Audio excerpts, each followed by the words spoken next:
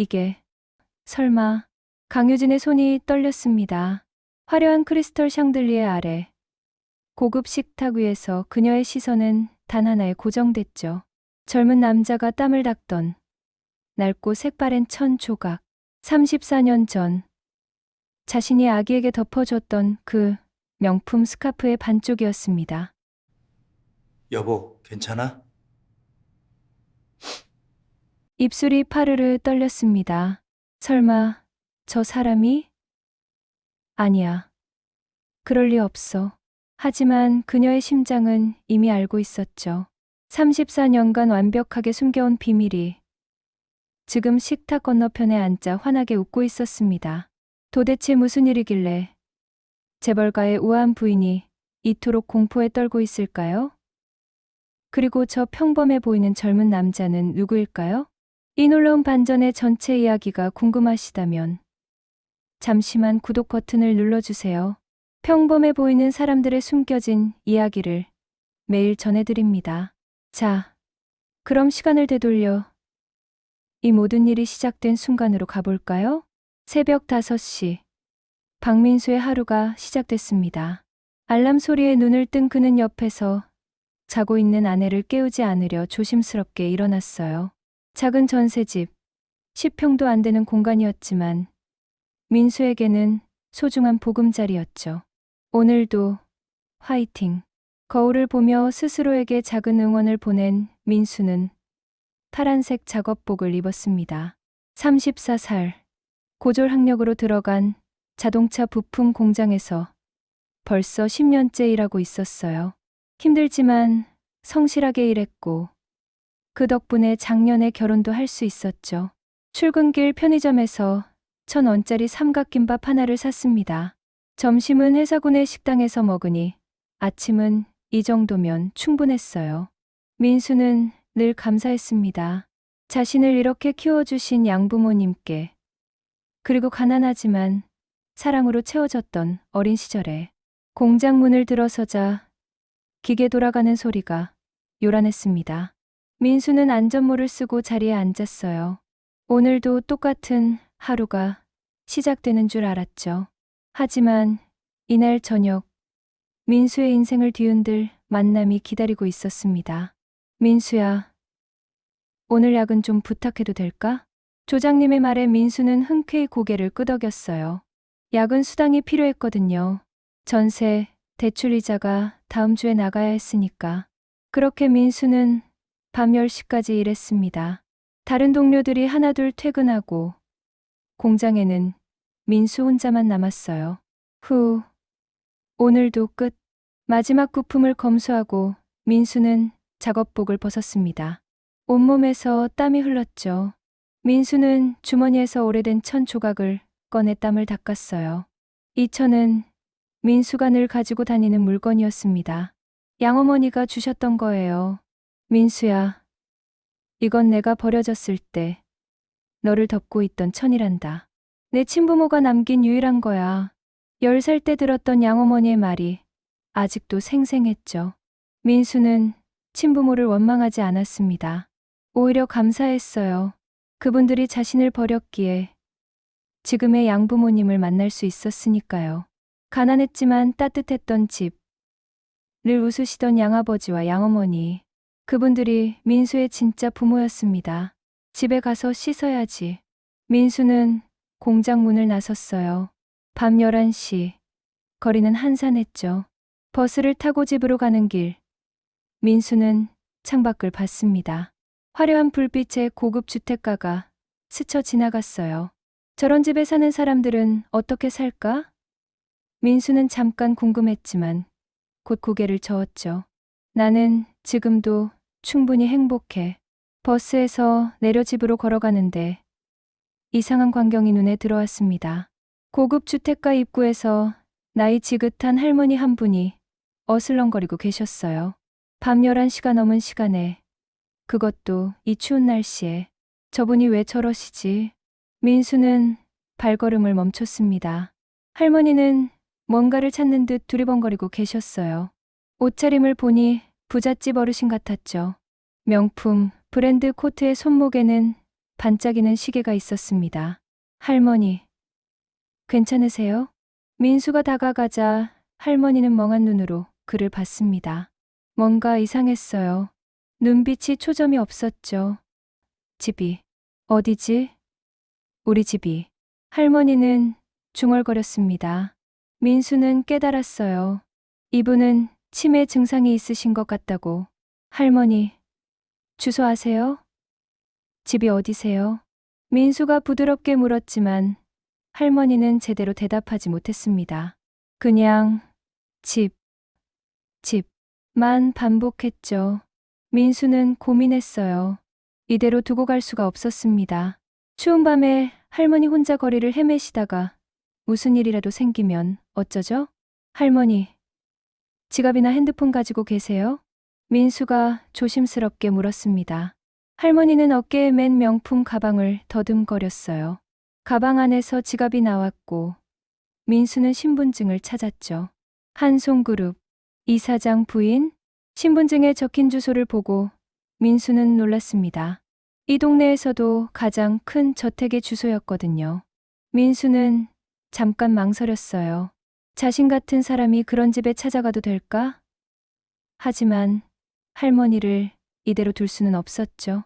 할머니, 제가 집까지 모셔다 드릴게요. 민수는 할머니의 손을 잡았습니다.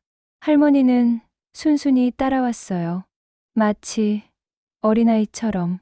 민수는 천천히 걸으며 할머니를 저택 쪽으로 이끌었죠. 10분쯤 걸었을까요? 거대한 저택이 나타났습니다. 높은 담장, 화려한 정원, 그리고 궁전 같은 집. 민수는 입이 떡 벌어졌어요. 이런 집은 드라마에서나 봤거든요. 와, 진짜 대단하다. 민수는 문 앞 인터폰을 눌렀습니다. 잠시 후 여자 목소리가 들렸어요. 누구세요? 저기, 할머니께서 길을 잃으신 것 같아서 모셔다 드렸습니다. 어머님이요. 목소리가 급하게 바뀌었습니다. 곧 문이 열리고 한 여자가 뛰어나왔어요. 50대 후반으로 보이는 우아하고 품위 있는 여성이었죠. 명품 실크 블라우스에 진주 목걸이를 한 그녀는 할머니를 보자마자 달려왔습니다. 어머님, 어디 가신 거예요? 얼마나 찾았는데.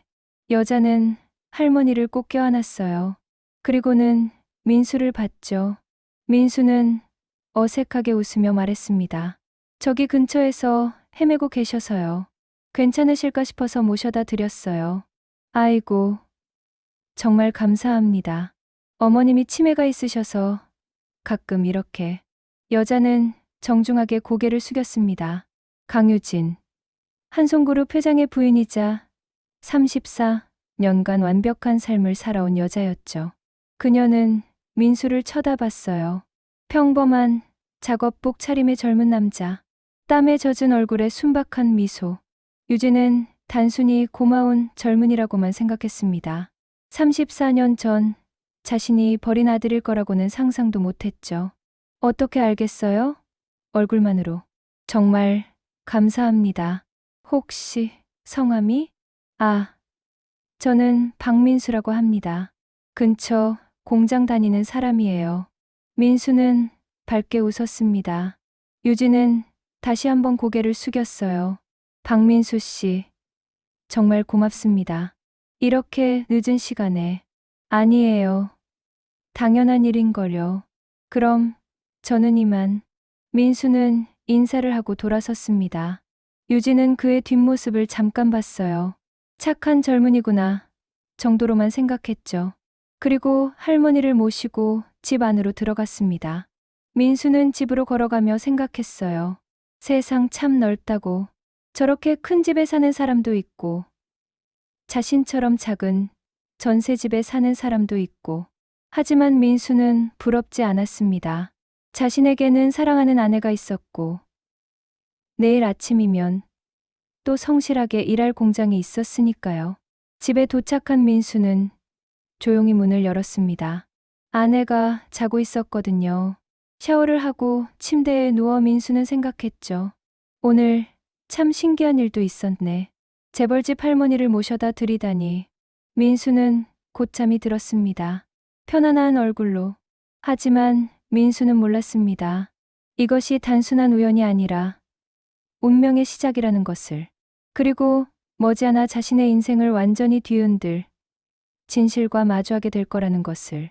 같은 시각, 화려한 저택의 침실. 유진은 잠들지 못하고 창밖을 보고 있었습니다. 오늘 만난 젊은이가 자꾸 생각났어요. 왜인지 모르게 마음이 불편했죠. 하지만 이유를 알 수 없었습니다. 왜 자꾸 신경이 쓰이지? 유진은 고개를 저었어요. 그냥 피곤해서 그런 거라고 생각했죠. 하지만 그녀의 무의식 깊은 곳에서는 이미 알고 있었습니다. 저 젊은 남자가 누군지, 34년 전 자신이 버린 아들일지도 모른다는 것을. 다음 날 아침, 민수는 또 공장으로 출근했습니다. 어제 일은 잊고 오늘도 성실하게 일했어요. 그런데 이상한 일이 생기기 시작했죠. 일주일 후, 또다시 그 할머니를 거리에서 만난 겁니다. 일주일 후, 민수는 또다시 그 할머니를 만났습니다. 이번에는 공장에서 집으로 가는 버스 정류장 근처였어요. 밤 9시쯤이었죠. 저분. 민수는 눈을 의심했습니다. 분명 지난번 그 할머니였어요. 명품 코트를 입고 거리를 헤매고 계셨죠. 민수는 급히 달려갔습니다. 할머니, 또 길을 잃으셨어요? 할머니는 민수를 봤지만 기억하지 못했어요. 치매 증상이 심하신 거죠. 민수는 다시 할머니의 손을 잡고 저택까지 모셔다 드렸습니다. 이번에도 그 우아한 여자, 유진이 나왔어요. 아이고, 또 실례를 끼쳤네요. 정말 죄송합니다. 유진은 미안한 표정으로 고개를 숙였습니다. 민수는 손을 저었어요. 아니에요. 괜찮아요. 할머니 무사하신 게 다행이죠. 유진은 민수를 다시 봤습니다. 지난번 그 젊은이, 착한 사람이구나 생각했죠. 민수는 인사를 하고 돌아갔어요. 유진은 그의 뒷모습을 보며 감사함을 느꼈습니다. 하지만 그뿐이었어요. 특별한 감정은 없었죠. 그런데 이상한 일이 계속됐습니다. 이틀 후, 또 만났어요. 이번에는 민수가 마트에서 장을 보고 나오는데 할머니가 마트 앞에서 서성이고 계셨죠. 민수는 이제 익숙해진 듯 할머니께 다가갔습니다. 할머니, 또 오셨네요. 집으로 가실까요? 할머니는 멍하니 민수를 봤어요. 민수는 할머니의 손을 잡고 또다시 저택으로 향했죠. 세 번째 방문이었습니다. 유진은 문을 열고 민수를 보자 깜짝 놀랐어요. 어머, 박민수 씨, 또. 네. 마트 앞에 계셨어요. 유진은 이제 정말 미안했습니다. 한 번도 아니고 3번이나.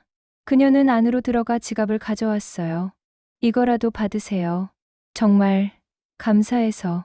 하지만 민수는 손을 저었습니다. 아니에요. 괜찮아요. 저도 부모님 덕분에 컸는걸요. 어르신 돕는 건 당연한 일이에요. 민수의 말에 유진은 마음이 따뜻해졌습니다. 요즘 같은 세상에 이런 젊은이가 있다니. 민수가 돌아가자 유진은 집 안으로 들어갔어요. 남편이 물었죠. 여보, 또 어머니 찾아주신 분이야? 응.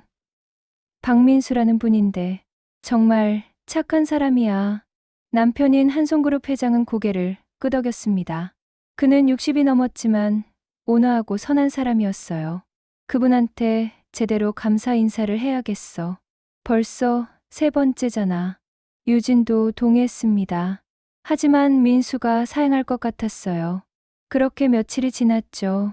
그런데 또 일주일 후, 4번째 만남이 생겼습니다. 이번에는 민수가 야근을 마치고 나오는데 공장 근처에서 할머니를 발견한 거예요. 어떻게 이렇게 먼 곳까지 오셨을까요? 민수는 깜짝 놀랐습니다. 할머니, 여기는 너무 멀잖아요. 할머니는 여전히 멍한 표정이었어요. 민수는 한숨을 쉬었죠. 이대로 두면 안 될 것 같았습니다. 민수는 택시를 불렀어요. 자기 돈으로 택시비를 내고 할머니를 집까지 모셔다 드렸죠. 할머니, 다음부터는 정말 조심하셔야 해요. 민수는 할머니에게 말했지만 할머니는 알아듣지 못했습니다. 저택 앞에 도착하자 민수는 인터폰을 눌렀어요. 이번에는 유진이 아니라 남편이 직접 나왔습니다. 아, 어머니를. 회장은 놀라며 할머니를 맞았어요. 그리고 민수를 봤죠. 민수는 공손하게 인사했습니다. 안녕하세요. 제가 공장 근처에서 할머니를 배워서 모셔다 드렸습니다. 공장 근처요? 거기까지 어떻게? 아이고, 정말 감사합니다. 들어오세요. 제발. 회장은 민수를 안으로 초대했어요. 민수는 당황했죠. 아니, 괜찮습니다. 저는 이만. 아닙니다. 벌써 네 번째잖아요. 제대로 된 감사 인사도 못 드렸는데. 제발 들어오세요. 회장의 간청에 민수는 어쩔 수 없이 저택 안으로 들어갔습니다. 처음으로 그 화려한 집 안을 본 거죠. 천장까지 닿을 것 같은 크리스털 샹들리에, 대리석 바닥, 고급 가구들. 민수는 입이 떡 벌어졌어요. 여기 앉으세요. 회장이 응접실로 안내했습니다. 민수는 조심스럽게 소파에 앉았어요. 곧 유진이 차를 가져왔죠. 박민수 씨, 정말 감사합니다. 4번이나. 유진은 진심으로 고마워했습니다. 민수는 어색하게 웃었어요. 아니에요. 정말 괜찮습니다. 그때 30대 초반의 여성이 거실로 들어왔습니다. 회장의 딸, 서연이었어요. 명문대를 나와 외국계 기업에 다니는 똑똑한 여자였죠. 아빠, 할머니 또 나가셨어요? 어머, 이분이. 응. 4번째 할머니를 찾아주신 분이야. 서연은 민수를 보고 놀랐습니다. 평범한 작업복 차림이었지만 눈빛이 착했어요. 정말 감사합니다. 요즘 같은 세상에 이렇게 친절하신 분이 계시다니. 민수는 고개를 저었습니다. 저도 할머니, 할아버지 덕분에 컸어요. 당연한 일입니다. 회장은 민수의 말을 듣고 감동했어요. 정말 착한 젊은이구나. 회장은 결심했죠. 박민수 씨, 이번 주말에 저녁 식사 한번 대접하고 싶습니다. 제발 와주시겠어요? 민수는 깜짝 놀랐습니다. 아니, 그럴 필요 없습니다. 정말 괜찮아요. 아닙니다. 제 마음이 편치 않아요. 4번이나 어머니를 찾아주셨는데 제대로 된 감사도 못 드렸잖아요. 제발 부탁드립니다. 회장의 간절함에 민수는 거절할 수가 없었어요. 옆에서 유진도 말했죠. 그러세요. 박민수 씨, 저희 마음 좀 받아주세요. 딸 서연도 거들었습니다. 네, 꼭 오세요. 저도 제대로 인사드리고 싶어요. 민수는 결국 고개를 끄덕였습니다. 그럼 감사히 한번 뵙겠습니다. 회장은 환하게 웃었어요. 유진도 미소 지었죠. 민수는 그날 집으로 돌아가며 생각했습니다. 저런 부잣집 사람들도 정말 착하구나. 세상에 나쁜 사람만 있는 건 아니네. 집에 도착한 민수는 아내에게 말했어요. 여보, 나 이번 주말에 식사 초대받았어. 어디? 응. 내가 할머니 몇 번 집에 모셔다 드렸잖아. 그 집에서. 아내는 놀랐습니다. 진짜? 우와. 부잣집이라며? 응. 엄청 큰 집이야. 근데 좀 부담스러워. 아내는 웃으며 말했죠. 당신 착한 일 한 거잖아. 부담 가질 필요 없어. 그냥 편하게 다녀와. 민수는 고개를 끄덕였습니다. 그렇게 주말이 다가왔어요. 같은 시각, 저택의 침실. 유진은 남편에게 말했습니다. 여보, 박민수 씨 정말 착한 사람 같아. 그러게, 요즘 같은 세상에 저런 젊은이가 있다니. 우리 딸도 저런 사람 만나면 좋겠어. 남편의 말에 유진은 웃었어요. 하지만 그녀는 몰랐습니다. 며칠 후 그 식사 자리에서 자신의 인생을 완전히 뒤흔들 사건이 일어날 거라는 것을. 유진은 창밖을 봤습니다. 별이 빛나는 밤하늘. 그녀는 생각했어요. 34년간 완벽하게 살아왔다고. 누구에게도 들키지 않았다고. 하지만 운명은 이미 움직이고 있었습니다. 주말이 됐습니다. 민수는 깨끗한 셔츠를 입고 저택으로 향했어요. 손에는 작은 과일 바구니를 들고 있었죠. 비싸지 않지만 정성을 담은 선물이었습니다. 긴장되네. 민수는 심호흡을 했어요. 그리고 저택 문을 두드렸습니다. 곧 유진이 문을 열었죠. 어서 오세요. 박민수 씨. 유진은 환하게 웃으며 민수를 맞았습니다. 민수는 과일 바구니를 건넸어요. 이거 별거 아니지만, 아이고, 이렇게까지. 고맙습니다. 유진은 과일 바구니를 받으며 민수를 안으로 안내했습니다. 거실에는 이미 회장과 딸 서연이 기다리고 있었어요. 오셨군요. 어서 오세요. 회장이 반갑게 맞았습니다. 민수는 인사를 하고 자리에 앉았죠. 곧 저녁 식사가 시작될 예정이었어요. 하지만 민수는 몰랐습니다. 오늘 밤 이 식탁에서 자신의 인생을 바꿀 순간이 펼쳐질 거라는 것을. 그리고 자신이 평생 간직해온 그 낡은 천 조각이 모든 비밀의 열쇠가 될 거라는 것을. 유진 역시 몰랐습니다. 지금 자신의 집에 앉아있는 이 젊은 남자가 34년 전 자신이 병원 앞에 버린 바로 그 아기라는 것을. 식탁이 차려지기 시작했습니다. 식탁에는 화려한 요리들이 차려졌습니다. 한우 스테이크, 랍스터, 각종 해산물 요리들. 민수는 이런 음식들을 처음 봤어요. 공장 구내 식당이나 집에서 먹던 소박한 밥상과는 차원이 달랐죠. 자, 편하게 드세요. 회장이 환하게 웃으며 말했습니다. 민수는 어색하게 고개를 끄덕였어요. 포크와 나이프를 어떻게 쓰는지도 잘 몰랐죠. 유진이 그걸 알아차리고 친절하게 말했습니다. 박민수 씨, 편하게 손으로 드셔도 돼요. 아, 감사합니다. 민수는 안심했어요. 식사가 시작됐고 회장은 민수에게 이것저것 물어봤습니다. 박민수 씨는 무슨 일 하신다고 했죠? 아, 저는 자동차 부품 공장에서 일해요. 생산직이요. 아, 그렇군요. 힘든 일 하시네요. 회장의 말에 민수는 손을 저었습니다. 아니에요. 괜찮아요.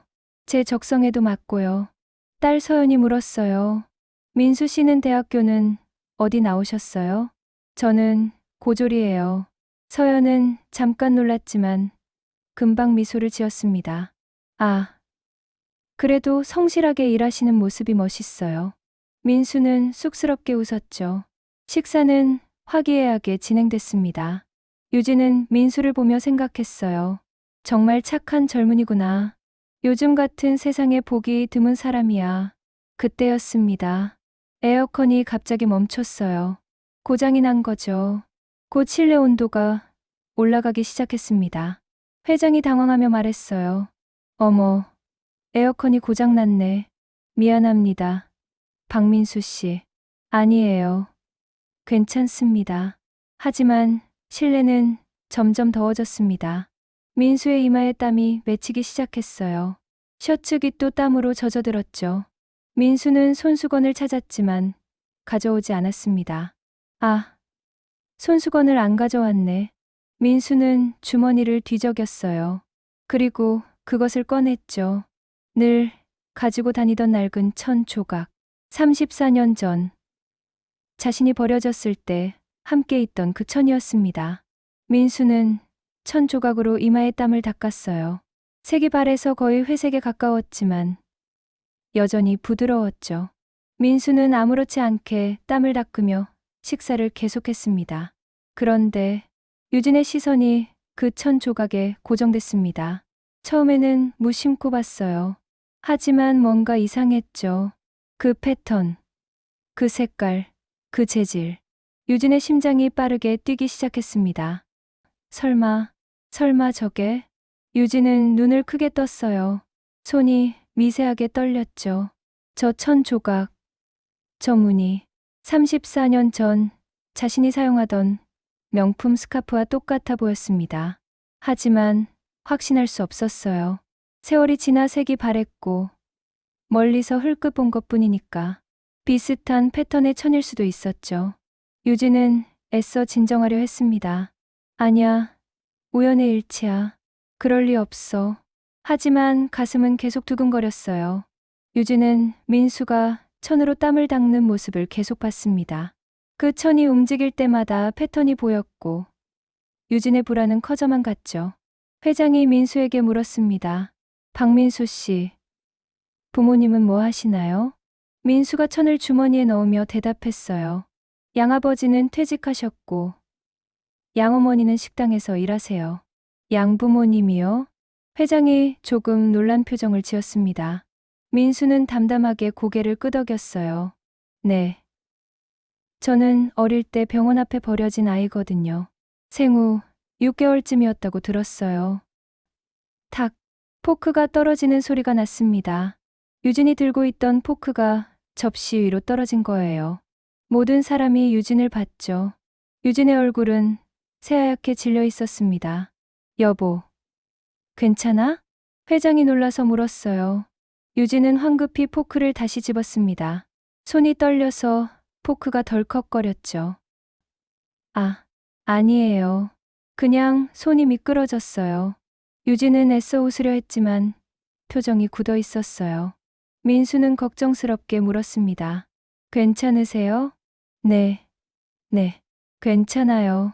유진은 간신히 대답했습니다. 하지만 속은 완전히 뒤집혀 있었어요. 병원 앞 생후 6개월, 34년 전 모든 게 맞아떨어졌습니다. 유진이 아이를 버린 곳도 병원 앞이었어요. 그리고 아기의 나이도 6개월쯤이었죠. 그리고 지금 민수의 나이는 34살. 설마, 저 사람이? 유진의 머릿속이 하얗게 변했습니다. 그 천 조각, 그 나이, 그 상황.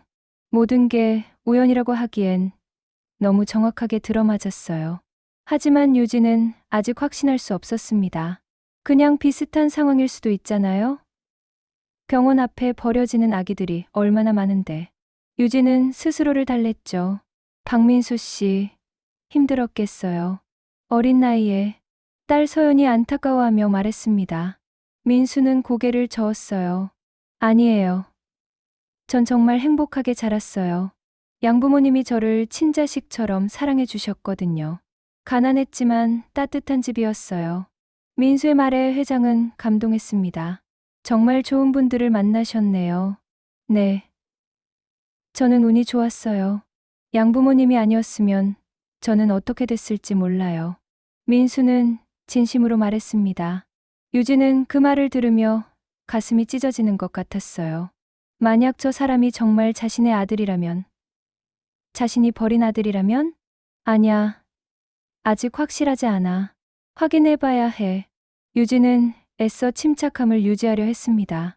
하지만 손은 계속 떨렸고 음식이 목구멍으로 넘어가지 않았어요.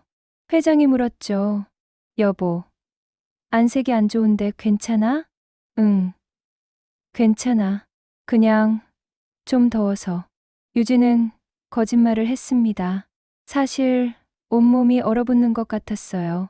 식사는 계속됐지만 유진은 아무것도 먹을 수 없었죠. 민수는 유진의 상태를 걱정했습니다. 혹시 제가 이상한 말 했나요?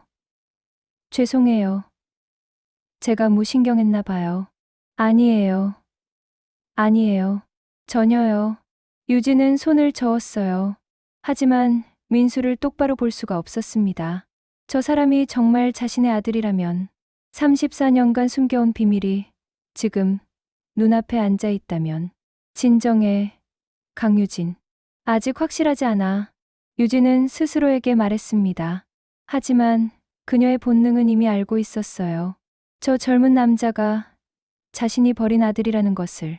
식사가 끝나갈 무렵 회장이 말했습니다. 박민수 씨, 오늘 정말 즐거웠어요. 또 놀러 오세요. 감사합니다. 저도 좋은 시간이었어요. 민수는 일어서며 인사했어요. 유진도 억지로 일어났죠. 현관까지 배웅하며 유진은 민수의 뒷모습을 봤습니다. 저 사람, 정말. 민수가 문을 나서려는 순간 유진은 용기를 냈습니다. 박민수 씨, 혹시 실례가 안 된다면 아까 그 손수건, 아니 1000조각 한번 봐도 될까요? 민수는 고개를 갸우뚱했어요. 이거요? 민수가 주머니에서 1000조각을 꺼냈습니다. 유진은 그것을 보자 숨이 막혔어요. 가까이서 보니 더 확실했죠. 그 무늬, 그 재질, 특별한 물건인가요? 민수가 물었습니다. 유진은 떨리는 목소리로 대답했어요. 아, 아니에요. 그냥 패턴이 독특해서요. 어떤 브랜드인지 궁금해서. 저도 잘 모르겠어요. 양어머니가 제게 주실 때, 제가 버려졌을 때 함께 있던 거라고만 하셨어요. 유진의 심장이 멎는 것 같았습니다. 함께 있던 것. 그렇다면 정말, 혹시 제가 이거 한번 조사해봐도 될까요? 어떤 브랜드인지 알아보고 싶어서요. 그러면 박민수 씨도 궁금증이 풀리실 것 같고. 유진의 제안에 민수는 고개를 끄덕였어요. 네, 괜찮아요. 저도 사실 궁금하긴 했어요. 비싼 거 같긴 한데. 그럼 제가 며칠 빌려도 될까요? 네, 그러세요. 민수는 1000조각을 유진에게 건넸습니다. 유진은 떨리는 손으로 그것을 받았어요. 34년 만에 다시 만지는 그 천. 틀림없었습니다. 감사합니다. 조사해보고 연락드릴게요. 네, 감사합니다. 민수는 인사를 하고 저택을 나섰습니다. 유진은 문을 닫고 그 자리에 서 있었어요. 손에 든 1000조각을 내려다봤죠. 이게 정말 내가 아기에게 덮어줬던 그 천이라면. 유진은 다리에 힘이 풀렸습니다. 벽에 기대어 간신히 서 있었어요. 회장이 다가왔죠. 여보, 정말 괜찮아? 오늘 계속 안색이 안 좋던데. 응, 그냥 좀 피곤해서. 유진은 거짓말을 했습니다. 회장은 걱정스럽게 유진을 봤어요. 일찍 쉬어. 무리하지 말고. 응, 그럴게.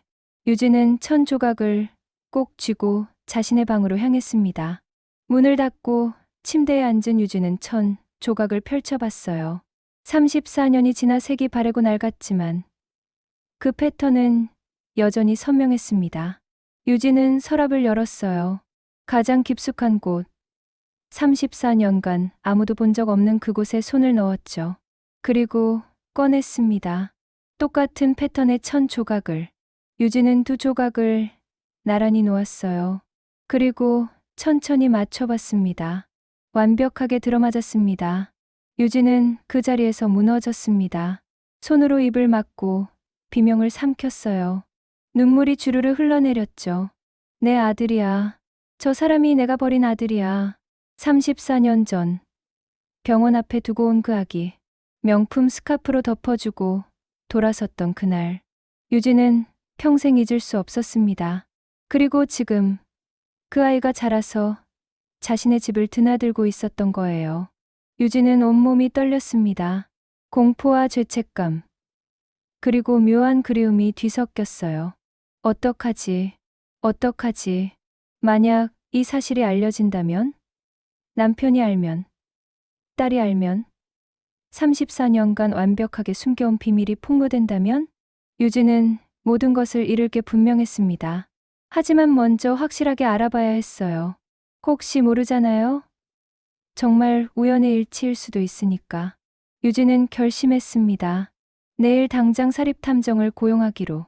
다음 날 아침, 유진은 남편과 딸이 출근하기를 기다렸습니다. 치매 시어머니는 방에서 주무시고 계셨죠. 집에 혼자 남은 유진은 서재로 들어가 문을 잠갔어요. 떨리는 손으로 핸드폰을 꺼냈습니다. 인터넷에서 찾은 사립탐정 사무소 번호를 눌렀죠. 벨이 울렸고 남자 목소리가 들렸어요. 네, 지안탐정 사무소입니다. 저 조사를 의뢰하고 싶은데요. 유진의 목소리가 떨렸습니다. 탐정은 침착하게 말했어요. 어떤 조사를 원하시나요? 한 사람의 출생 기록을 알아보고 싶습니다. 이름은 박민수. 나이는 34살이고요.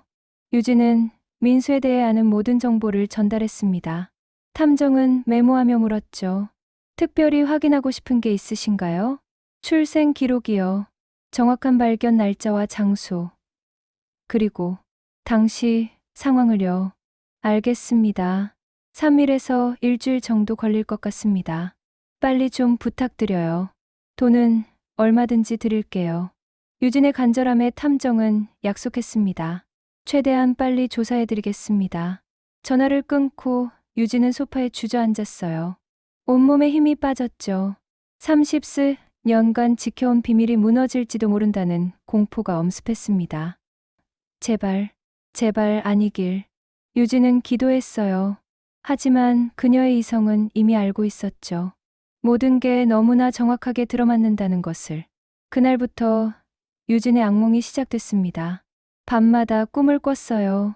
34년 전 그날 병원 앞에 아기를 두고 오던 그 순간 울음소리가 들렸죠. 아기의 작은 손이 공중을 헤맸습니다. 유진은 꿈에서도 돌아섰어요. 뒤도 돌아보지 않고. 으악. 유진은 비명을 지르며 잠에서 깼습니다. 온몸이 식은땀으로 젖어 있었어요. 옆에서 자던 남편이 놀랐겠죠. 여보, 무슨 일이야? 괜찮아? 꿈 꿨어. 유진은 떨리는 목소리로 대답했습니다. 남편이 걱정스럽게 유진을 안아줬어요. 무슨 꿈이었어? 땀을 이렇게 흘리고. 아무것도 아니야. 그냥 무서운 꿈이었어. 유진은 남편에게 진실을 말할 수 없었습니다. 어떻게 말하겠어요? 34년 전 자신이 아이를 버렸다고. 그것도 남편과 결혼하기 직전에. 낮에도 유진은 정상적으로 생활할 수 없었어요. 식사를 하다가도 멍하니 앉아있곤 했죠. 자선 행사에 참석해서도 웃지 못했습니다. 주변 사람들이 물었어요. 회장님 부인, 요즘 안색이 안 좋으신데 괜찮으세요? 아, 네. 그냥 좀 피곤해서요. 유진은 거짓말로 둘러댔습니다. 하지만 속은 타들어가고 있었어요. 탐정의 연락이 오기를 기다리는 게 지옥 같았죠. 사흘이 지났습니다. 유진은 핸드폰을 손에서 놓지 못했어요.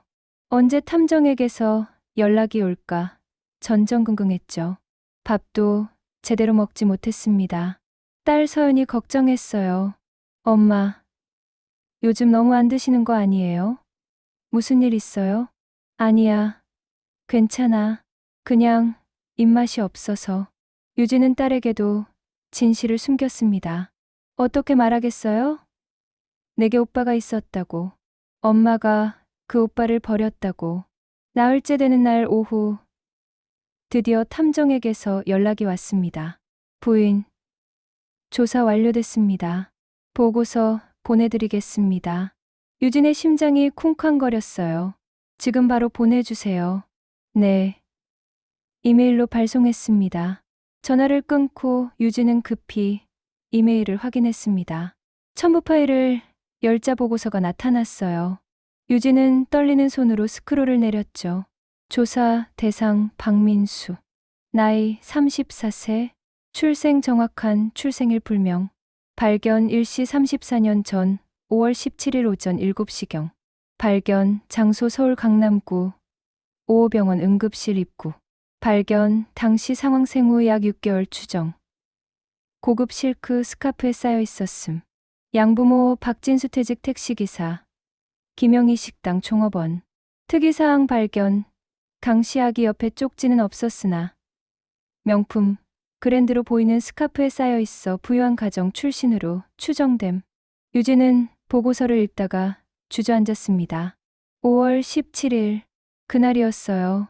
유진이 아기를 버린 바로 그날이었죠. 5호병원. 맞았습니다. 유진이 아기를 출산한 바로 그 병원 앞이었어요. 오전 7시경.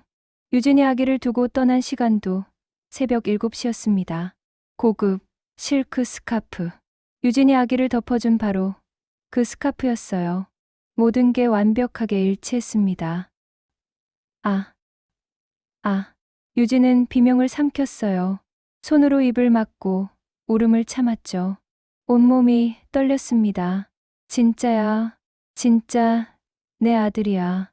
더 이상 의심의 여지가 없었습니다. 박민수는 유진이 34년 전 병원 앞에 버린 바로 그 아기였어요. 유진은 노트북을 덮고 책상에 엎드렸습니다. 눈물이 주르르 흘러내렸죠.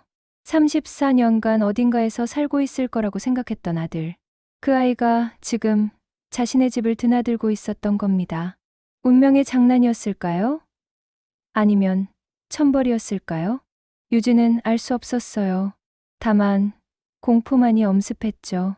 이 사실이 알려지면 모든 게 끝나는 겁니다. 남편은 자신을 떠날 거예요. 딸은 자신을 경멸할 거고 34년간 쌓아온 재벌가 부인으로서의 지위, 명예, 모든 것이 한순간에 무너지는 겁니다. 어떡하지? 어떻게? 유진은 책상을 움켜쥐었어요. 손톱이 파고들어 아팠지만 신경 쓰지 않았죠. 그때 노크 소리가 들렸습니다. 부인, 저녁 식사 준비됐습니다. 가정부의 목소리였어요. 유진은 급히 눈물을 닦았습니다. 알았어요. 곧 갈게요. 유진은 거울을 봤어요. 퉁퉁 부은 눈, 창백한 얼굴. 화장을 고쳐야 했죠. 아무도 눈치채면 안 됐으니까. 저녁 식탁에서 남편이 물었습니다. 여보, 그 박민수 씨한테 1,000조각 돌려줬어? 유진은 깜짝 놀랐어요. 아직이야. 브랜드 조사 중이거든. 그래? 그 친구 좋은 사람인 것 같아. 나중에 한 번 더 초대하자. 남편의 말에 유진은 식은땀이 났습니다. 응. 그래. 유진은 겉으로는 웃었지만 속은 타들어갔어요. 민수를 다시 만나야 한다는 생각만으로도 심장이 터질 것 같았죠. 하지만 유진은 알아야 했습니다. 확실하게 확인해야 했어요.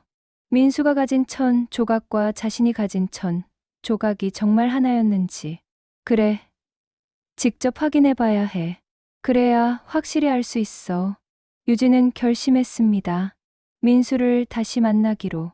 그리고 1,000조각을 완전히 맞춰보기로. 며칠이 흘렀습니다. 유진은 민수에게 연락할 용기가 나지 않았어요. 무슨 핑계로 다시 만나야 할까? 어떻게 1,000조각을 확인해야 할까? 고민하던 유진에게 기회가 찾아왔습니다. 어느 날 저녁, 가정부가 급히 유진을 찾았어요. 부인, 어르신께서 또 나가셨어요. 치매 시어머니가 또 집을 나간 겁니다. 유진은 깜짝 놀라 밖으로 뛰어나갔죠.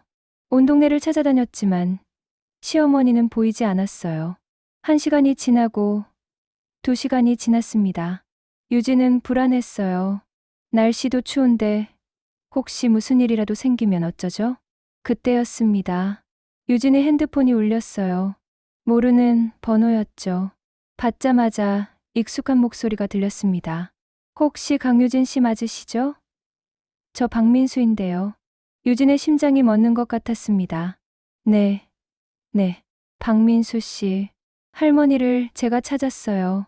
이번에는 꽤 먼 곳까지 가셨더라고요. 지금 모시고 가는 중입니다. 유진은 안도와 동시에 공포를 느꼈어요. 또다시 민수와 마주쳐야 하는 겁니다. 자신의 아들과. 감사합니다. 정말 감사합니다. 유진의 목소리가 떨렸습니다. 전화를 끊고 유진은 현관 앞에서 기다렸어요. 30분쯤 지나자 택시 한 대가 멈춰 섰죠. 민수가 시어머니를 부축해서 내렸습니다. 유진은 달려가 시어머니를 맞았어요. 어머님, 얼마나 놀랐는지. 유진은 시어머니를 안았습니다. 그리고 민수를 봤죠. 민수는 미안한 표정으로 말했어요. 죄송해요. 제가 좀 더 일찍 연락드렸어야 했는데. 아니에요. 정말 감사해요. 들어오세요. 차라도 한 잔. 유진이 말했지만 떨리는 목소리를 숨길 수 없었습니다. 민수는 유진의 이상한 태도를 알아차렸어요. 괜찮으세요? 안색이 안 좋으신데. 네, 괜찮아요. 그냥 놀라서. 유진은 거짓말을 했습니다. 민수는 집 안으로 들어왔고 유진은 차를 준비했어요. 손이 떨려서 찻잔이 덜컥거렸죠. 이제였습니다. 지금 조각을 확인할 기회. 유진은 용기를 냈습니다. 유진은 떨리는 손으로 차를 내왔습니다. 민수는 응접실 소파에 앉아 있었어요. 유진도 맞은편에 앉았죠. 둘 사이에 놓인 테이블 위로 차향이 올라왔습니다. 박민수 씨, 정말 감사해요. 5번째네요. 유진의 목소리가 떨렸습니다. 민수는 고개를 저었어요. 아니에요. 할머니께서 무사하신 게 다행이죠. 잠시 침묵이 흘렀습니다. 유진은 심호흡을 했어요. 이제 물어봐야 했죠. 박민수 씨, 그 조각 말인데요. 아, 맞다. 그거 조사해 보셨어요? 민수가 물었습니다. 유진은 고개를 끄덕였어요. 네, 조사해 봤는데 확실하진 않지만 명품, 그랜드 같더라고요. 아주 오래된 제품이라. 유진은 거짓말을 했습니다. 민수는 눈을 반짝였어요. 진짜요? 비싼 거였나 보네요. 네. 그래서 말인데요. 혹시 제가 한 번만 더 자세히 봐도 될까요? 정확히 확인하고 싶어서요. 유진의 제안에 민수는 고개를 갸우뚱했습니다. 하지만 거절할 이유가 없었죠. 네. 그러세요. 근데 제가 지금 안 가지고 왔는데. 아, 제가 여기 있어요. 지난번에 빌려간 거. 유진은 가방에서 조각을 꺼냈습니다. 민수의 조각이었죠. 민수는 그걸 받아들었어요. 유진은 이제 결정적인 순간을 준비했습니다. 그녀는 가방에서 또 다른 조각을 꺼냈어요. 34년간 숨겨온 바로 그 사실은 제게도 비슷한 천이 있어요. 민수는 놀랐습니다. 네? 비슷한 천이요? 네. 오래전에 제가 가지고 있던 건데요. 우연히 비슷한 것 같아서. 유진은 자신의 조각을 테이블 위에 놓았습니다. 민수도 자신의 천을 나란히 놓았어요. 두 사람은 그 조각들을 내려다봤죠. 색은 바래 있었지만 패턴은 선명했습니다. 유진이 떨리는 손으로 두 조각을 천천히 맞춰봤어요. 찰칵. 마치 퍼즐 조각처럼 완벽하게 들어맞았습니다. 찢어진 부분이 정확히 일치했고 패턴이 이어졌죠. 하나의 완전한 스카프가 됐어요. 민수는 눈이 커졌습니다. 입이 벌어졌죠. 이게 어떻게? 유진은 손으로 입을 막았습니다. 눈물이 주르르 흘러내렸어요. 더 이상 숨길 수 없었습니다. 모든 게 분명해졌죠. 민수는 천천히 고개를 들어 유진을 봤습니다. 유진도 민수를 봤어요. 둘의 눈이 마주쳤죠. 당신이 나를? 민수의 목소리가 떨렸습니다. 유진은 고개를 숙였어요. 눈물이 테이블 위로 떨어졌죠. 미안해요. 정말 미안해요. 유진은 울먹이며 말했습니다. 민수는 믿을 수 없다는 표정으로 조각을 봤어요. 그리고 다시 유진을 봤죠. 대체 어떻게 된 거예요? 민수의 질문에 유진은 얼굴을 들었습니다. 눈물로 범벅이 된 얼굴이었어요. 말할게요. 모든 걸 말할게요.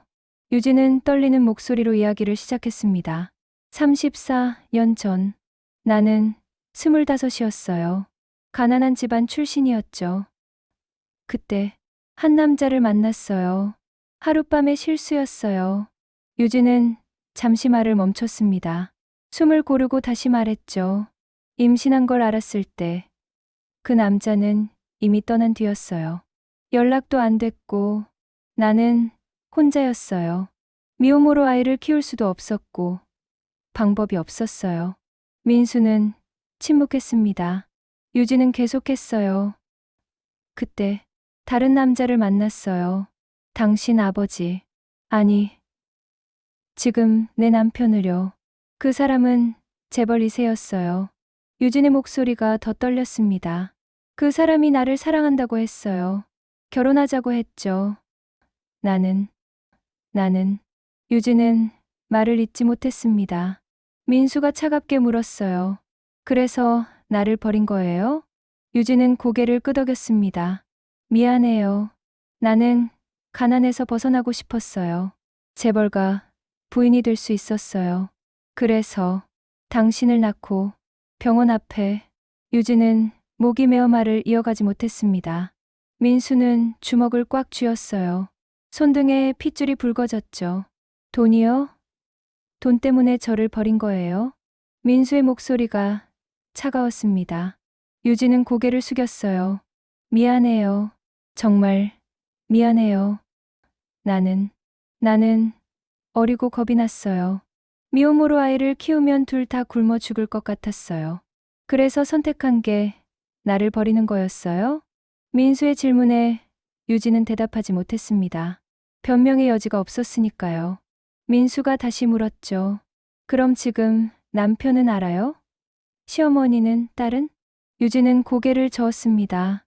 아무도 몰라요. 네. 민수가 놀라서 물었습니다. 유진은 떨리는 목소리로 말했어요. 당신이 존재했다는 사실 자체를 아무도 몰라요. 남편도, 시어머니도, 딸도, 다들 내가 결혼 전에 순결했다고 생각해요. 유진은 눈물을 흘리며 계속했습니다. 만약 이 사실이 알려지면 나는 모든 걸 잃어요. 34년간 쌓아온 모든 것을. 남편은 날 떠날 거예요. 딸은 날 경멸할 거고, 재벌가에서 쫓겨날 거예요. 민수는 믿을 수 없다는 표정으로 유진을 봤습니다. 그게 제 문제예요? 당신이 34년 전에 저를 버렸는데, 유진은 무너졌습니다. 아니에요. 그게 아니라, 그냥, 유진은 말을 잇지 못하고 울기만 했습니다. 민수는 자리에서 일어섰어요. 천 조각을 집어들었죠. 34년간 당신은 재벌가, 부인으로 살았죠. 화려한 옷 입고, 좋은 음식 먹고, 큰 집에서 살았어요. 민수의 목소리가 떨렸습니다. 분노와 슬픔이 섞여 있었죠. 그 시간 동안 저는 양부모님 밑에서 자랐어요. 가난했지만 사랑받고 자랐어요. 민수는 잠시 말을 멈췄습니다. 그리고 유진을 똑바로 봤어요. 솔직히 말하면 전 행복했어요. 양부모님이 저를 정말 아껴주셨거든요. 고생도 했지만 그래도 따뜻한 집이었어요. 유진은 민수의 말을 들으며 더 큰 죄책감을 느꼈습니다. 민수가 계속했어요. 그래서 더 화가 나요. 당신은 저를 버리고도 멀쩡히 잘 살았잖아요. 아무 죄책감도 없이. 아니에요. 유진이 소리쳤습니다. 단 하루도 당신을 잊은 적 없어요. 매일 밤 꿈에서 당신을 봤어요. 이 모든 부와 명예가 무슨 의미인지. 그럼 왜 찾지 않았어요? 민수가 차갑게 물었습니다. 당신이 정말 후회했다면 왜 찾지 않았어요? 34년이나 시간이 있었잖아요. 유진은 대답하지 못했습니다. 민수의 말이 맞았으니까요. 유진은 후회했지만 찾지 않았어요. 자신의 삶이 무너질까봐 두려워서. 민수는 천 조각을 주머니에 넣었습니다. 저는 당신을 엄마라고 부르지 않을 거예요. 유진이 고개를 들었습니다. 민수가 계속했어요. 그리고 용서도 안 해요. 당신이 저를 버린 건 당신 선택이었어요. 그 선택의 결과를 평생 짊어지고 사세요. 민수 씨. 유진이 떨리는 목소리로 불렀습니다. 민수는 잠시 멈췄어요. 하지만 민수가 말을 이었습니다. 당신 가족한테는 말하지 않을 거예요. 유진은 눈을 크게 떴습니다. 왜냐하면 민수가 문 쪽으로 걸어가며 말했어요. 그건 제 인생과 상관없으니까요. 제 진짜 부모님은 저를 키워주신 양부모님이에요. 당신은 그냥 저를 낳기만 한 사람일 뿐이에요. 민수의 말에 유진은 주저앉았습니다. 용서받지 못한 것보다 아예 상관없는 사람 취급받는 게 더 아팠어요. 민수는 문을 열려다 멈췄습니다. 뒤돌아보지 않고 말했죠. 한 가지만 궁금한데요. 그때 저를 버리고 돌아설 때 뒤돌아보긴 했어요? 유진은 눈물을 흘리며 대답했습니다. 아니요. 나는 뒤돌아보지 않았어요. 민수는 고개를 끄덕였습니다. 그렇군요. 알겠어요. 민수는 문을 열고 나갔습니다. 유진은 응접실에 혼자 남았어요. 테이블 위에는 두 조각의 천이 맞춰진 채로 놓여 있었죠. 완벽한 하나의 스카프. 하지만 찢어진 관계는 다시 맞춰질 수 없었습니다. 유진은 소파에 엎드려 목 놓아 울었어요. 34년간 숨겨온 비밀이 밝혀졌고 아들을 만났지만 용서받지 못했습니다. 아니, 용서조차 필요 없는 사람이 돼버렸어요.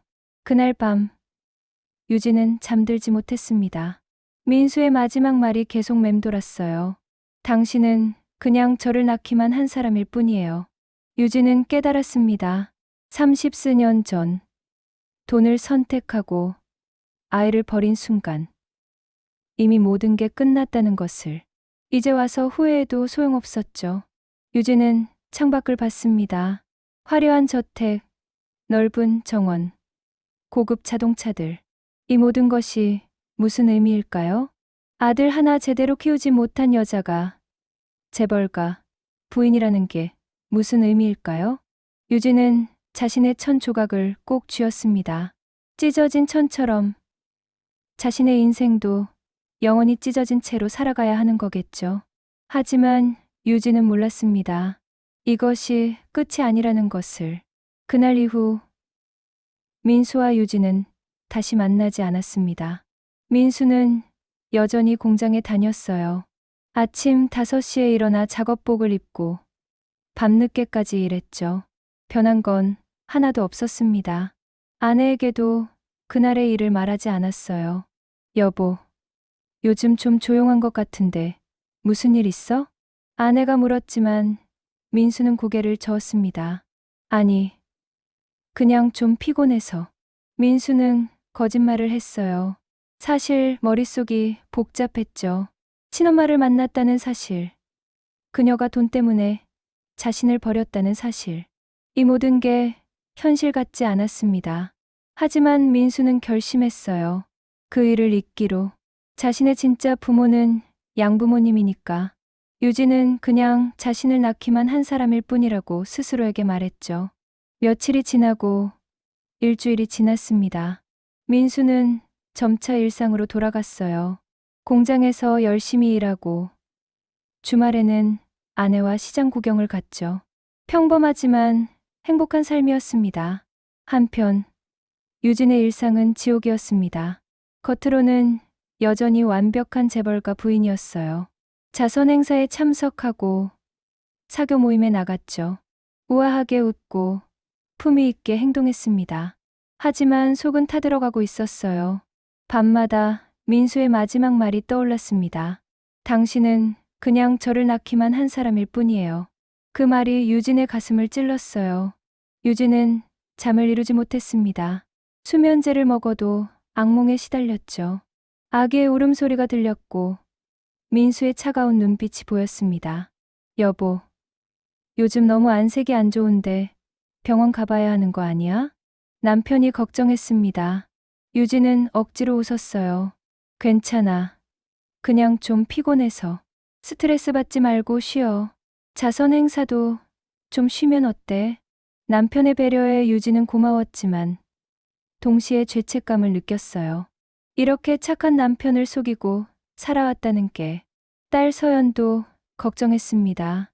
엄마, 요즘 밥도 잘 안 드시고 무슨 일 있어? 아니야. 괜찮아. 엄마 건강해. 유진은 딸에게도 거짓말을 했습니다. 어떻게 말하겠어요? 내게 오빠가 있었다고. 엄마가 그 오빠를 버렸다고. 한 달이 지났습니다. 어느 날 저녁 또다시 치매 시어머니가 실종됐어요. 유진은 불안한 마음으로 동네를 찾아다녔죠. 1시간쯤 지나서 전화가 왔습니다. 민수였어요. 할머니를 제가 찾았습니다.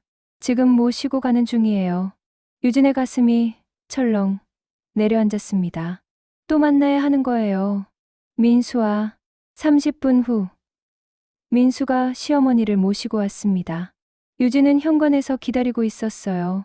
두 사람의 눈이 마주쳤죠. 감사합니다. 유진이 작게 말했습니다. 민수는 고개만 끄덕였어요. 말이 없었죠. 들어오시겠어요?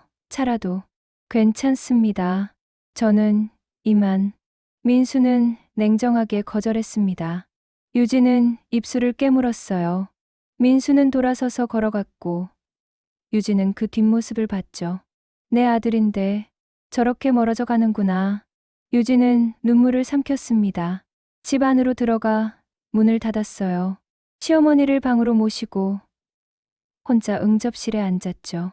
이게 내가 받아야 할 벌인가. 유진은 창밖을 봤습니다. 어둠이 내려앉고 있었어요. 2달이 지났습니다. 민수는 완전히 일상으로 돌아갔어요. 이제 그날의 일을 거의 생각하지 않았죠. 가끔 주머니에서 천 조각을 만지작거릴 때만 잠깐 떠올랐습니다. 나를 낳아준 사람. 하지만 부모는 아니야. 민수는 스스로에게 다짐했어요. 유진은 이제 자신의 인생과 상관없는 사람이라고. 어느 날 민수는 양어머니를 만났습니다. 식당에서 일을 마친 양어머니와 함께 저녁을 먹었어요. 민수야, 요즘 좀 조용한 것 같은데 무슨 일 있니? 아니에요. 엄마, 그냥 일이 좀 바빠서. 민수는 웃으며 대답했습니다. 양어머니는 민수의 손을 잡았어요. 민수야, 엄마가 너를 낳진 않았지만 너는 우리 아들이야. 그거 알지? 알아요, 엄마. 엄마가 진짜 엄마예요. 민수의 말에 양어머니는 환하게 웃었습니다. 민수는 그 미소를 보며 생각했어요. 진짜 부모는 낳아준 사람이 아니라 키워준 사람이라고. 같은 시각, 유진은 화려한 저택에서 혼자 와인을 마시고 있었습니다. 남편은 회사 회식, 다른 친구들과 약속이 있어서 나갔죠.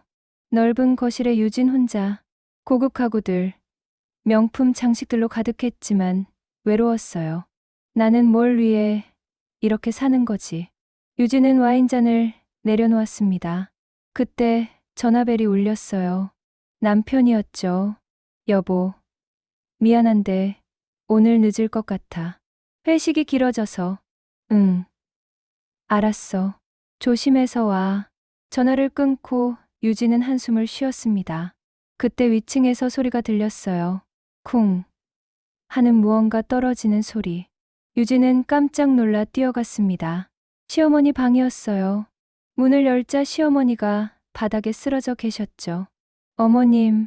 유진은 급히 구급차를 불렀습니다. 병원으로 달려갔고 의사가 말했어요. 심장마비입니다. 상태가 좋지 않으세요. 유진은 남편과 딸에게 연락했습니다. 가족들이 병원으로 달려왔죠. 밤새 기다렸지만 시어머니는 눈을 뜨지 못했어요. 새벽, 의사가 나왔습니다. 유감입니다. 돌아가셨습니다. 시어머니가 세상을 떠난 겁니다. 남편은 무너졌고 딸은 울었어요. 유진도 눈물을 흘렸죠. 하지만 유진의 눈물에는 슬픔만 있는 게 아니었습니다. 묘한 안도감도 섞여 있었어요. 이제 시어머니가 진실을 알아챌 일은 없을 테니까. 나는 정말 나쁜 사람이야. 유진은 자책했습니다. 시어머니의 죽음 앞에서도 자신의 비밀을 걱정하다니. 장례식이 치러졌습니다. 수많은 조문객이 찾아왔어요.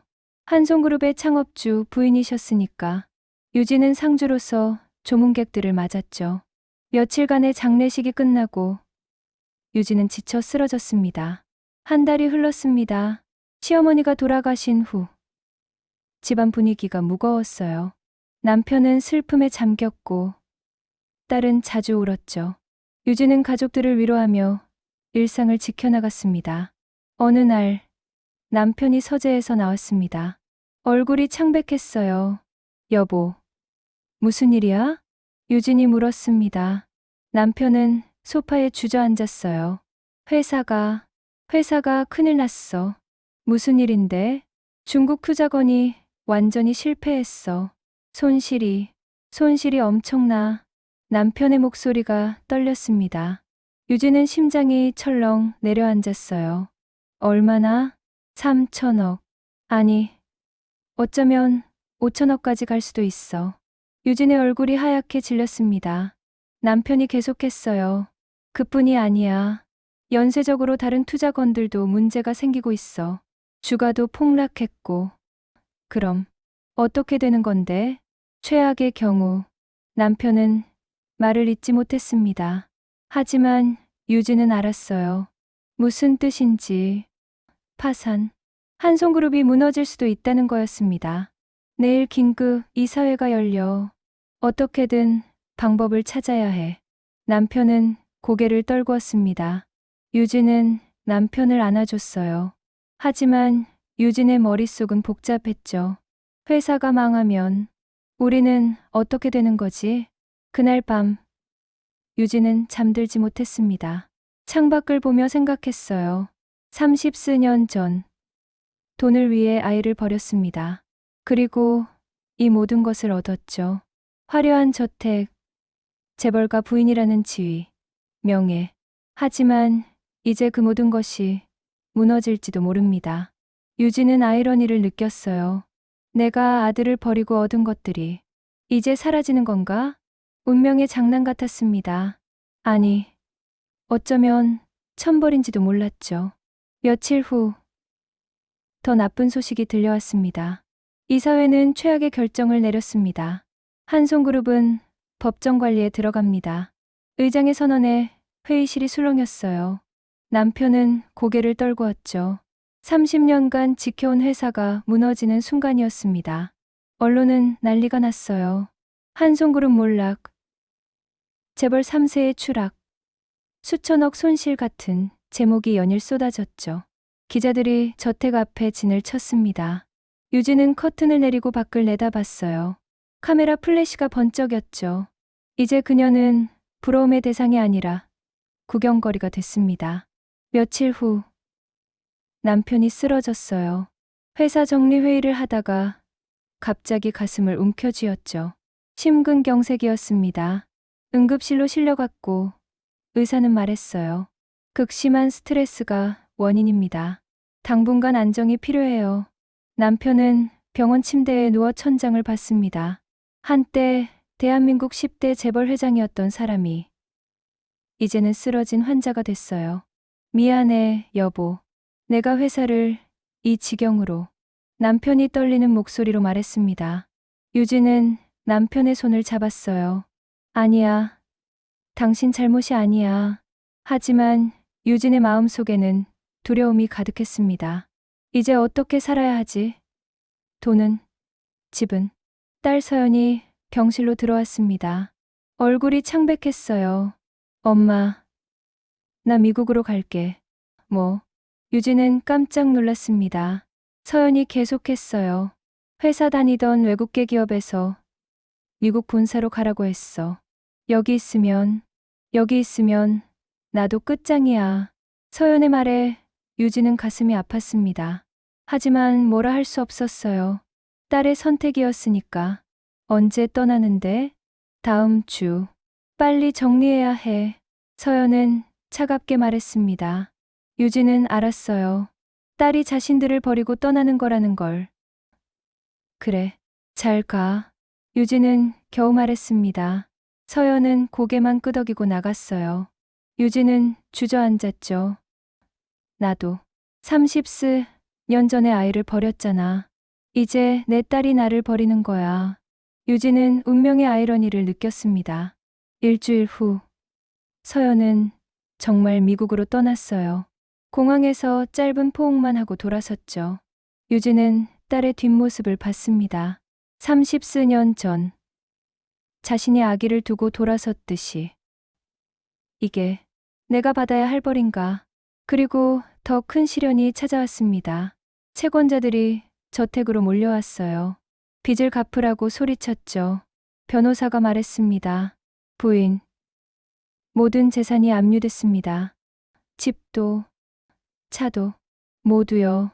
유진은 귀를 의심했습니다. 뭐라고요? 회장님 명의로 된 모든 자산이 채권 변제에 들어갑니다. 한 달 안에 집을 비워주셔야 해요. 유진의 세상이 무너졌습니다.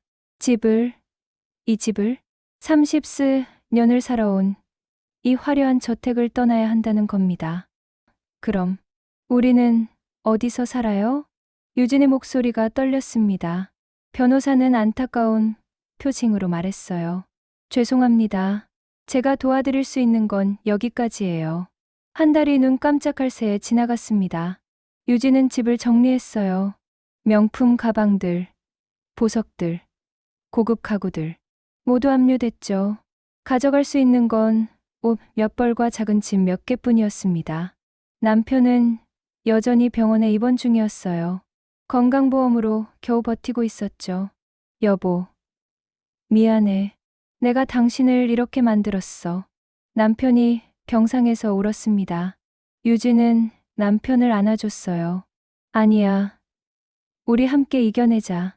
하지만 유진도 울고 싶었습니다. 어떻게 이겨낼 수 있을까요? 이사 날이 왔습니다. 경매로 저택을 산 새 주인이 이미 정해졌어요. 유진은 작은 캐리어 하나를 끌고 집 밖으로 나왔죠. 현관 앞에 섰습니다. 30년간 살았던 이 집, 화려했던 추억들이 스쳐 지나갔어요. 하지만 이제 모두 끝이었습니다. 안녕. 유진은 작게 말하고 걸어갔습니다. 뒤돌아보지 않았어요. 30년 전 아기를 버리고 돌아설 때처럼.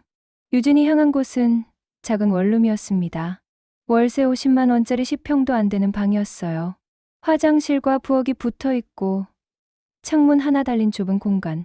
유진은 방 안에 서서 주위를 둘러봤습니다. 벽에는 곰팡이가 피어 있고 바닥은 낡았어요. 저택의 침실 하나만큼도 안 되는 크기였죠. 이제 여기서 사는 거야. 유진은 바닥에 주저앉았습니다. 손으로 얼굴을 가리고 울었어요. 목 놓아 울었죠. 이게 내가 30년 전에 피하려고 했던 삶이구나. 유진은 깨달았습니다. 아이를 버리고 재벌가로 시집 갔던 건 가난을 피하기 위해서였어요. 하지만 이제 그 가난이 자신을 찾아온 겁니다. 운명은 정말 잔인했습니다. 다음 날 유진은 일자리를 찾아야 했어요. 50조 살. 아무 경력도 없는 여자가 할 수 있는 일은 많지 않았습니다. 편의점, 식당, 청소. 유진은 이력서를 넣었어요. 며칠 후 마트에서 연락이 왔습니다. 파트타임 계산원으로 일할 수 있겠어요? 네, 할 수 있습니다. 유진은 간절하게 대답했습니다.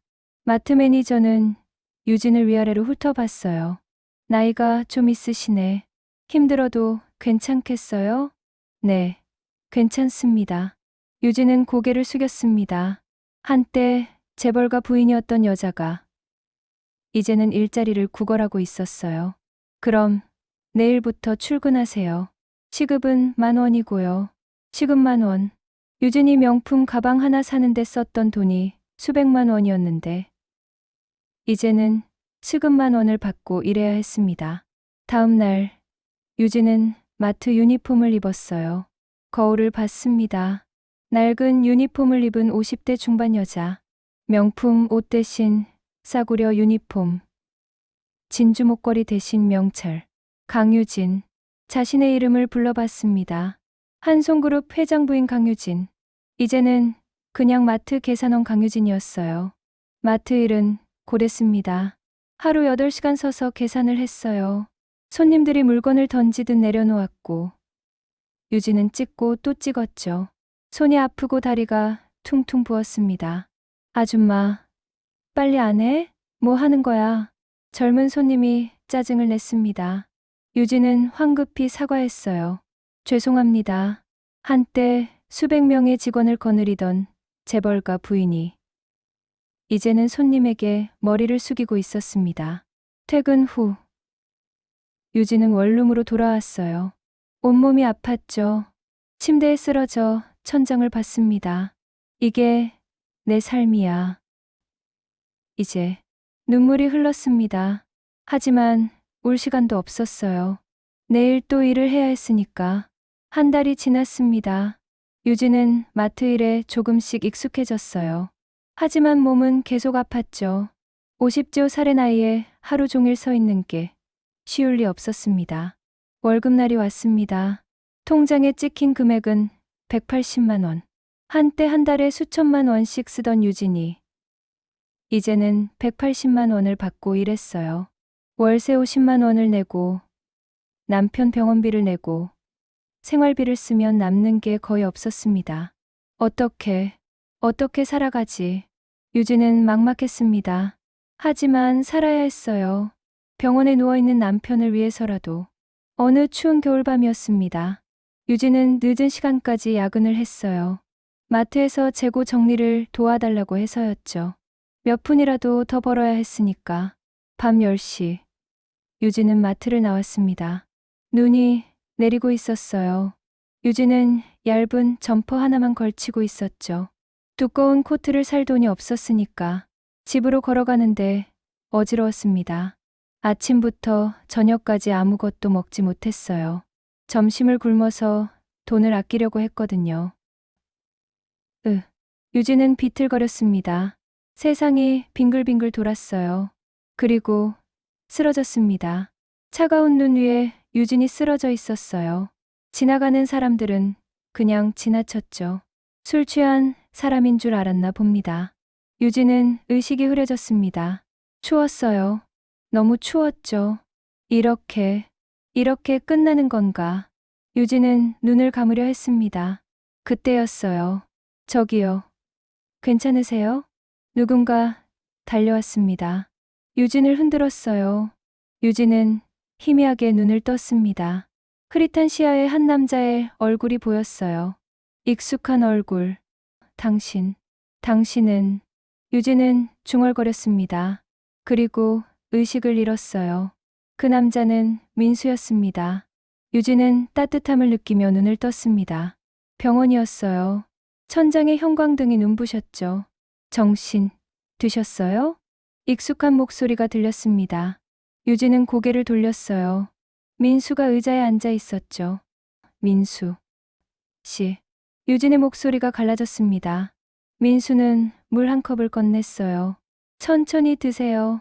유진은 물을 마셨습니다. 목이 칼칼했어요. 민수가 말했죠. 과로와 영양실조래요. 제대로 드셔야죠. 유진은 민수를 봤습니다. 왜 자신을 도와준 걸까요? 자신을 버린 엄마인데. 왜 저를 도와주셨어요? 유진이 떨리는 목소리로 물었습니다.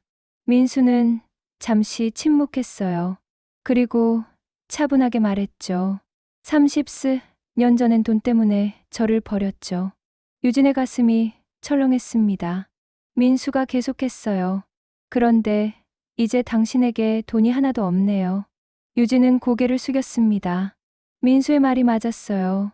돈을 위해 아들을 버렸는데 이제 그 돈이 모두 사라진 겁니다. 그래도 전 당신을 도와줄 거예요. 민수의 말에 유진은 고개를 들었습니다. 눈물이 글썽였어요. 왜요? 왜냐하면 저는 양부모님한테 배웠거든요. 어려운 사람을 그냥 지나치지 않는 것. 민수는 담담하게 말했습니다. 돈이 있든 없든, 힘이 있든 없든, 사람은 사람으로 대해야 한다고. 민수는 잠시 말을 멈췄습니다. 그리고 유진을 똑바로 봤어요. 이게 진짜 부자와 가짜 부자의 차이예요. 유진은 민수의 말을 들으며 눈물을 흘렸습니다.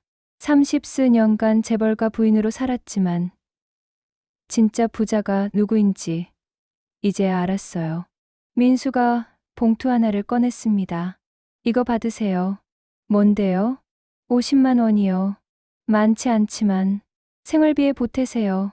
유진은 봉투를 보며 울었습니다. 50만 원. 한때 명품, 가방 하나 값이었던 돈. 이제는 한 달 생활비가 됐어요. 받을 수 없어요. 나는 당신을 받으세요. 민수는 단호하게 말했습니다. 하지만 착각하지 마세요. 전 당신을 용서한 게 아니에요. 그리고 당신을 엄마라고 부르지도 않을 거예요. 유진은 고개를 끄덕였습니다. 민수가 계속했어요. 그냥 같은 하늘 아래 사는 사람으로 도와주는 거예요. 그게 제가 배운 거니까. 민수는 일어섰습니다. 유진을 내려다봤어요. 몸조리 잘하세요. 그리고 이제라도 제대로 사세요. 민수는 경실을 나갔습니다. 유진은 그의 뒷모습을 봤어요. 손에 든 봉투를 꼭 쥐며 눈물을 흘렸죠. 내가 진짜 잃어버린 게 뭔지 이제야 알았어. 유진은 병원에서 하루 입원한 후 퇴원했습니다. 원룸으로 돌아가 봉투를 열었어요. 50만 원이 들어있었죠. 유진은 그 돈으로 남편 병원비를 냈습니다. 그리고 제대로 된 밥을 먹었어요. 30년 만에 느껴보는 50만 원의 무게였습니다. 며칠 후 유진은 다시 마트로 출근했습니다. 여전히 힘들었지만 뭔가 달라진 게 있었어요. 마음이 조금 가벼워졌죠. 한 달이 지났습니다. 민수가 또 찾아왔어요. 원룸 앞에서 유진을 기다리고 있었죠. 이거 드려요. 또 봉투였습니다. 50만 원. 매달 드릴게요. 많지 않지만. 왜 이러세요? 왜 저한테? 유진이 울먹였습니다. 민수는 고개를 저었어요. 제가 행복하게 자란 건 양부모님 덕분이에요. 그분들이 가난했지만 저를 사랑으로 키워주셨어요. 민수는 잠시 말을 멈췄습니다. 전 그 은혜를 다른 사람에게 갚고 싶어요. 당신이 제 엄마라서가 아니라 그냥 어려운 사람이니까요. 민수는 봉투를 유진의 손에 쥐어줬습니다. 그리고 돌아서서 걸어갔어요. 유진은 민수의 뒷모습을 보며 무릎 꿇고 울었습니다. 이 차가운 원룸 앞에서 한때 재벌가 부인이었던 여자가 무너졌어요. 미안해. 정말 미안해. 하지만 용서받을 수 없다는 걸 유진은 알았습니다. 그저 살아갈 뿐이었어요. 몇 년이 흘렀습니다. 민수는 여전히 공장에 다녔어요. 변한 건 하나 있었죠. 아이가 생긴 겁니다. 예쁜 딸이었어요. 아빠, 놀아줘. 딸이 민수에게 달려들었습니다. 민수는 딸을 안아 올렸어요. 그래, 우리 공주님, 뭐하고 놀까? 민수는 전셋집에서 아내, 딸과 함께 살았습니다. 여전히 가난했지만 행복했어요. 저녁 식탁에서 함께 밥을 먹고 주말에는 공원에 갔죠. 여보, 행복해? 아내가 물었습니다. 민수는 웃으며 고개를 끄덕였어요. 응. 나는 진짜 부자야. 민수는 진심으로 말했습니다. 돈은 많지 않았지만 사랑하는 가족이 있었으니까. 같은 시각, 유진은 여전히 마트에서 일하고 있었습니다. 60이 넘은 나이였지만 일을 멈출 수 없었어요. 남편은 회복했지만 일을 할 수 없는 몸이 됐고, 딸은 미국에서 연락도 하지 않았죠. 유진은 매일 아침 일어나 유니폼을 입었습니다. 마트로 가서 하루 종일 일하고 저녁에 원룸으로 돌아왔어요. 하지만 이제는 달랐습니다. 예전처럼 절망하지 않았어요. 하루하루를 살아갔죠. 민수는 여전히 매달 50만 원을 보내줬습니다. 직접 만나지는 않았어요. 그냥 계좌로 입금했죠. 유진은 그 돈을 받을 때마다 눈물을 흘렸습니다. 감사의 눈물이었어요. 어느 일요일 오후, 유진은 공원을 지나가고 있었습니다. 그때 멀리서 익숙한 모습이 보였어요. 민수였죠. 아내와 딸을 데리고 산책하고 있었습니다. 민수의 딸이 웃으며 뛰어다녔어요. 민수와 아내가 손을 잡고 걸었죠. 행복해 보였습니다. 유진은 멀리서 그 모습을 봤습니다. 다가가지 않았어요. 그럴 자격이 없으니까. 저 아이가, 내가 낳은 아이가 저렇게 행복하구나. 유진은 미소 지었습니다. 눈물이 흘렀지만 미소 지었어요. 다행이야. 정말 다행이야. 유진은 돌아섰습니다. 원룸으로 향했죠. 민수 가족과는 반대 방향이었어요. 원룸에 도착한 유진은 창문을 열었습니다. 석양이 지고 있었어요. 유진은 생각했습니다. 나는 30년간 재벌가 부인이었지만 한 번도 진짜 부자였던 적이 없었어. 진짜 부자는 저 아이였어. 가난했지만 사랑받고 자란. 유진은 서랍을 열었습니다. 그 1000조각. 자신의 반쪽을 꺼냈어요. 30년간 간직해온 것. 창밖을 보며 1000조각을 쥐었습니다. 석양빛이 천 위로 떨어졌어요. 미안해. 정말 미안해. 유진은 작게 중얼거렸습니다. 아무도 듣지 못할 사과였죠. 하지만 이제 유진은 알았습니다. 30년 전 그 선택이 평생의 대가를 요구한다는 것을. 돈을 선택하고 아이를 버린 순간 모든 게 결정됐다는 것을. 그리고 진짜 부자는 돈이 아니라 사람이라는 것을. 사랑하는 사람과 함께 밥을 먹고 손을 잡고 걸을 수 있는 사람이 진짜 부자라는 것을. 유진은 1000조각을 다시 서랍에 넣었습니다. 그리고 창문을 닫았어요. 내일 또 마트에 가야 했습니다. 하루를 살아야 했죠. 그렇게 유진의 삶은 계속됐어요. 화려했던 과거는 사라졌지만 소박한 현재가 있었습니다. 용서받지 못했지만 살아갈 이유가 있었어요. 그리고 멀리서나마 자신이 낳은 아이가 행복하다는 걸 알 수 있었죠.